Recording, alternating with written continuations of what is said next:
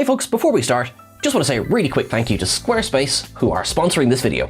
Star Trek the animated series, or just Star Trek at the time, has gotten a raw deal over the decades. Star Trek had become a syndication smash after its cancellation, so NBC looked into Roddenberry bringing it back quick. A live-action reboot would have probably been expensive for the network at the time, so the next option was animation. So they made an animation. We know that there are Trekkies out there who have skipped the animated series. Even I admit, even though I have watched it, I've not given it as much love as I have other parts of the franchise. So we've put together a list of essential episodes that we think you should watch. We're not going to go through all of the episodes. In fact, our writer Jack has pulled out the 10 best episodes just for you.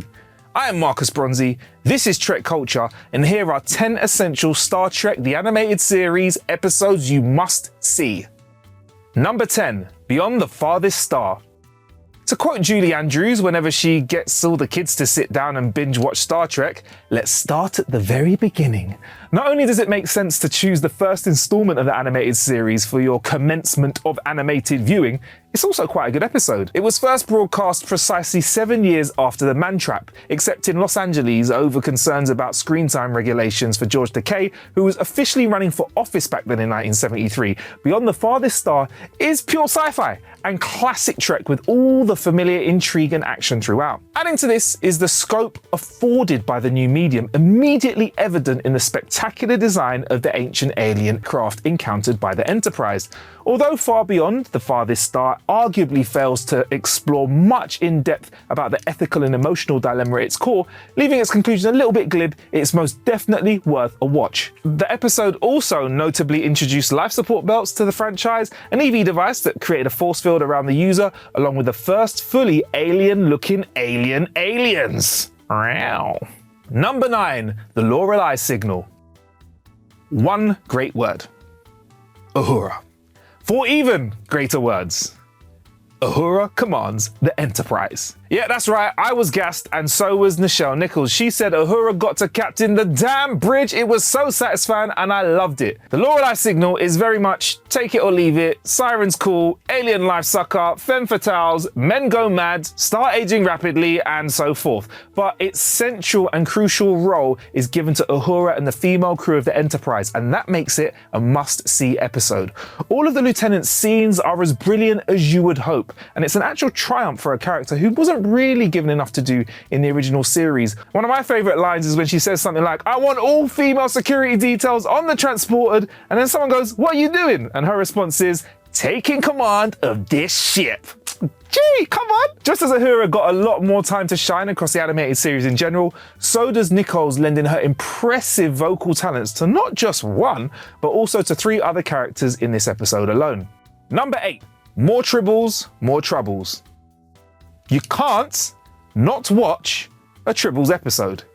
More Tribbles, More Troubles is probably not the most popular of the Tribbles episodes we have in the Star Trek universe, but there are a few moments when it feels like a shadow of the original, and some of the jokes that they put in kind of bang, but you know, it's still worth a watch. It's far from a poor man's trouble with, however. The episode thoroughly deserves its place on this list. Believe me, you can watch the short Trek one with Edward later, or not, but this one, I'd say, yeah, you gotta see it. Not to be outdone by the Cyrano Jones, now genetically modified fat furball infestation. Long before Starfleet intelligence had a go at the attack tribble, it is the Klingons' own genetic solution to the problem called the Glommer. That is perhaps the funniest aspect of the episode. I mean, forget cereal. Glommers eat tribbles for breakfast, lunch, and dinner, and I dare you not to laugh when a Glommer meets a meal that it cannot stomach. Number 7, the Infinite Vulcan. There are endless reasons to watch the Infinite Vulcan. Some would say infinite reasons. Alright, whatever. Firstly, Walter Koenig, who played Chekhov, wrote this episode, but is not in it. The Infinite Vulcan introduces us to the Philosians, an intelligent and highly advanced alien race of botanical origin. Plant people. It also adeptly adds to the history of the eugenics wars.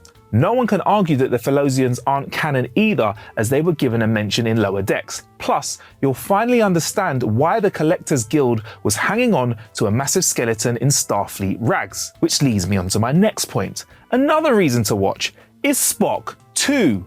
a humongous Spock. If the thought of seeing a humongous version of everyone's favourite Vulcan doesn't persuade you to give the Infinite Vulcan a watch, well, nothing will. Final reason to watch Purple Dragons with Springs for Arms / Legs. Check it out. Number 6, The Time Trap. As is the case for many episodes of the animated series, the plot of The Time Trap may already be familiar to you. Voyager, the Void, takes a good dose of inspiration from it, even down to the method of escape from the differently spaced space. I mean, look, that's not to detract from Voyager's reimagining. It was great. Imitation, flattery, all that jazz. You know what I mean? In The Time Trap, the Enterprise, along with a Klingon vessel, becomes trapped inside an alternate universe, some other continuum, whilst exploring the Delta Triangle. Ships have been going missing there since the ancient times, including the Bonaventure, which was the first ship ever to have warp drive installed. Yeah, try squeezing that fact back into canon these days, eh? And now they know why. Hello, I'm Duncan Rillick, no relation, and I'm here to tell you about what my friend Sean Glass told me. You can get 1 month free and 10% off your first purchase if you go to https://www.squarespace.com/TrekCulture. You will be able to avail of that deal. Cheap. Sean told me about their amazing engine for designing their websites. They have awesome inventory tools to allow you to get better at tracking your sales. Sean also told me that you can host videos and link up to your socials. Squarespace's deal is amazing and you should check it out too. That's the Rillick promise, no relation. Number 5, the Slaver Weapon. Wait, is this... Did Sean write this one, or is this for Sean? Because I'm not messing around. It's the Kzinti episode!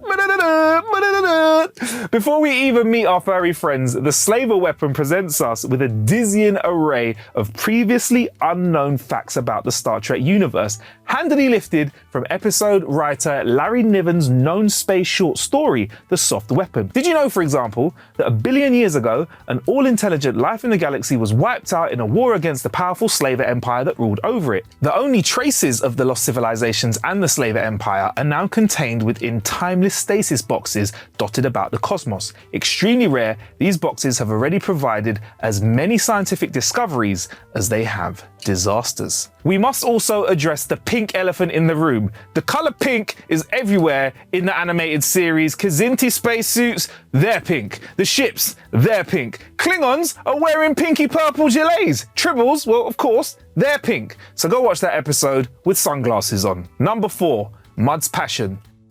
As a recurring character, Harry Mudd is a bit like Marmite, which in itself, well, that's also a bit like Mudd, isn't it? Love him or hate him, this episode of the animated series is all about Mudd, with Roger C. Carmel reprising the role. It may not be one of the greatest Star Trek episodes ever, but you know what I like about it? It's a good old space romp. That's what you get with Harry Mudd. Harry, the galaxy's most shameless swindler, is peddling a love potion. And what happens when somebody who isn't very emotional, or doesn't show them, aka Spock, gets a little bit of this love potion? Well, the resident half-Vulcan begins to declare his undying love for Christine and basically anyone in earshot. It's quite funny. Number 3, The Practical Joker. The Practical Joker works just fine as a comedy episode. We can now settle the eternal opposition of captains with Kirk is a jerk t-shirt and plan our pie-face pranks. Well, at least we think we can. This episode deserves a watch for one thing, and I'll tell you why. It's the Rec Room.